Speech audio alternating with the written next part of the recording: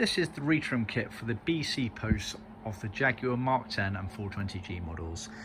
So they are pre-sewn covers ready for you to retrim them to the original moulded parts of the BC post panels. The BC post panels are the panels that are situated directly in between the front and rear doors of the Jaguar Mark 10 and 420G. That panel originally was a moulded plastic sort of material, and it bent and curved round, hence why obviously this isn't lying particularly flat. It will do when it's trimmed to the panel. You'll bend it round like that, so you have effectively a fairly flat bit there, then it curves around. These are top stitched, as you can see, nice detailing on them like that. You get a pair of them. These have been done in vinyl, which is the original spec for the Jaguar Mark 10 and 420Gs. We can also do them in leather if you prefer, so just see our website for details.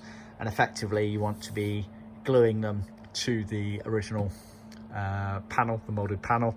You use a good paste on contact adhesive, using the stitch lines as a guide to anchor it all in place first, and once you have anchored those in place and it's dried, you then trim around the curved pieces and onto the back. Fairly simplistic, but if you're struggling at all, give us a shout, we can guide you through it. See our website for more details.